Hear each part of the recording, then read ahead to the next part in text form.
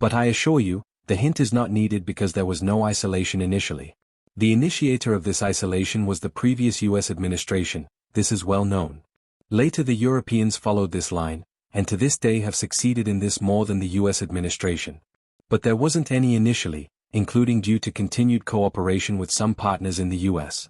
These attacks, of course, bring nothing good. Moreover, they cause us certain damage. But when investors make investment decisions, they assess the entire set of risks.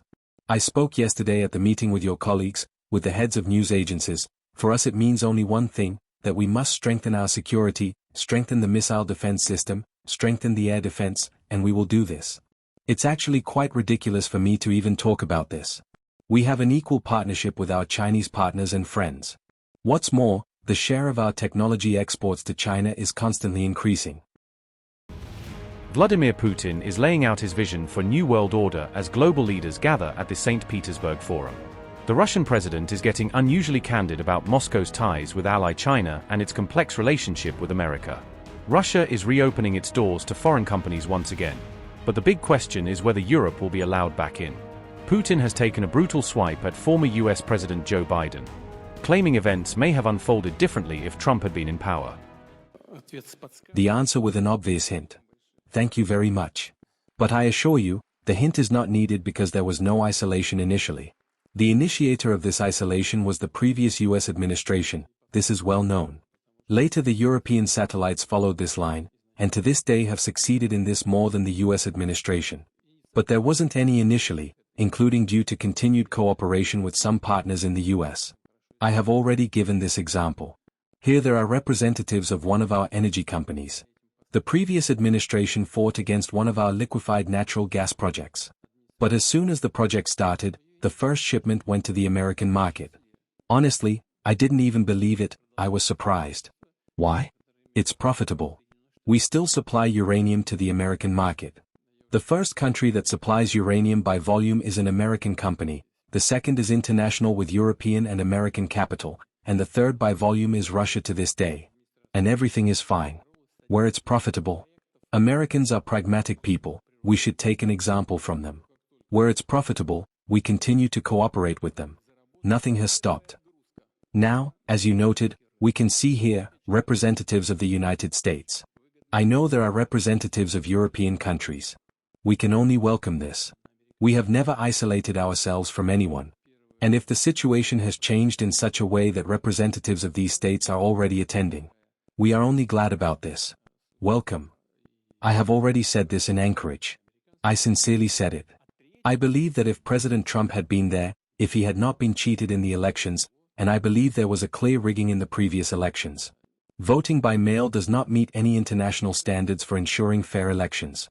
Thus, it happened, he was not allowed to gain power then. But if he had been in power, maybe this would not have happened. Maybe he would have paid more attention to finding a peaceful solution. I was talking to Mr. Biden in the last days of his term. He called, we talked on the phone, and I was just telling him about this. The administration did not listen to our proposals, which were made in December 2021. Well, what can we do? Maybe if Mr. Trump had been in power, it would have turned out differently. These attacks, of course, bring nothing good. Moreover, they cause us certain damage. But when investors make investment decisions, they assess the entire set of risks. I spoke yesterday at the meeting with your colleagues, with the heads of news agencies. For us it means only one thing, that we must strengthen our security, strengthen the missile defense system, strengthen the air defense, and we will do this. I want to assure you, we see no threats today, and the same for the near future. On the contrary, we see that our actions bring certain results. I know that many of my colleagues are here, including from the real economy sector. We meet with them regularly, discuss all the issues. It will probably not be very clear to you, the Russian audience will understand these complaints, related to the key rate and so on. This complicates, of course, the investment process, but I repeat, and this is very important, the basic foundations of the Russian economy are preserved. This gives us reason to believe that Russia remains an attractive country for investments, including not only domestic but also foreign ones. We must say that we see this interest. And, of course, we will welcome our partners. According to various estimates, from 1.5 to 2.5 trillion euros in the Eurozone, that is the damage from the sanctions imposed against us. Currently, there is a rethink of this situation, leading many to believe that maybe it is better to resume cooperation with Russian partners. We will keep a close eye on this. If our partners who left our market 2 or 3 years ago haven't caused too much trouble or acted rudely, we will welcome their return. There are already some interested parties, they want to come back, but we will, of course, prioritize the domestic business interests in this matter. As for the Donetsk Republic and the Lugansk People's Republic, we did not recognize their independence for a long time, then we recognized it, realizing that it was impossible to agree between all these entities, while we were essentially being deceived, and recognized the independence, sovereignty of these territories. Then we concluded an agreement with them. Did we have the right to recognize them? We did. We did it. It does not contradict the UN Charter. Could we conclude an agreement on friendship, cooperation, mutual assistance? Of course. We did it. It was ratified by the Russian parliament. They turned to us for help. We said that we would help within this agreement. The letter you mentioned said that we had the goal of liberating Donbass. And these two republics are part of such a territory called Donbass, the Lugansk People's Republic and the Donetsk People's Republic. The same letter said that we would never achieve this. Doesn't Kiev know that since April 1st of this year, the Lugansk People's Republic is fully controlled by the Russian Federation, Russian troops? And in the Donetsk People's Republic, less than 15% of the territory remains under Kiev control. We are advancing step by step confidently towards solving these tasks. There is no doubt that we will achieve this. Just as we will achieve some other goals already on the negotiation track, meaning denazification. I also talked about this yesterday. We were constantly told, what denazification, what are you talking about, what nonsense. It is not nonsense. Just recently we witnessed the reburial of Nazi criminals as heroes of Ukraine, with military honors and a salute. And who is doing this? The head of the Kiev regime, a Jew by nationality. It's a horrible thing. I must say that I've been having my panel members using their national languages, and I would like to use this opportunity to do the same. So I'll switch from English to Swahili. Well, I want to assure you that we will be able to overcome the sanctions. We are not afraid of sanctions. This is a project of vital strategic importance for the security and energy security of any country, and in 10 years' time, Uzbekistan's energy needs will have doubled. In my speech, I also mentioned that the reason we are taking this matter so seriously is that we rank 5th in the world for uranium production. Yesterday was a historic day. I would like to congratulate our Russian colleagues. Indeed, our citizens in Uzbekistan have welcomed and embraced this project with great enthusiasm. It will provide a very solid foundation for the Republic of Uzbekistan's energy security and energy self-sufficiency.